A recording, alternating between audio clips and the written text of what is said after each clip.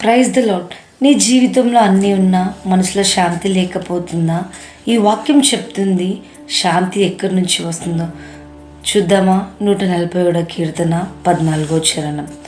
147 కీర్తన 14 చరణం.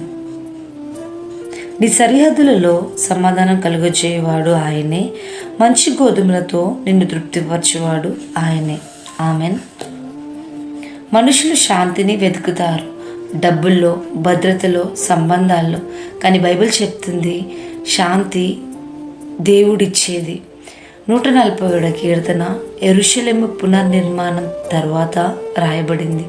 ఆ కాలం యుద్ధాలు ముగిశాయి, ప్రజలు చెర నుండి తిరిగి వచ్చారు, గోడలు, పట్టణం తిరిగి కట్టబడింది. అలాంటి సమయంలో దేవుడు చేసిన 2 పనులు: సరిహద్దుల్లో శాంతి, దేశంలో సమృద్ధి. అంటే బయట భద్రత, లోపల తృప్తి. ఎలాంటి వారికి శాంతి కలుగుతుంది? ఈ వాక్య ప్రకారం శాంతి కలిగేది దేవుని క్రమంలో ఉన్నవారికి.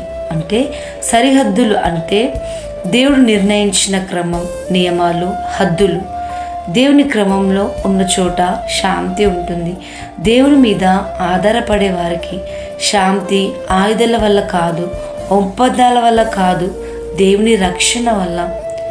కృతజ్ఞతతో జీవించే వారికి ఉత్తమ గోధుమలు అంటే అవసరాలకు మించిన ఆశీర్వాదం, తృప్తి కలిగించే జీవితం. దేవుడు ఇచ్చిన దానితో తృప్తి ఉన్నవారికి శాంతి ఉంటుంది.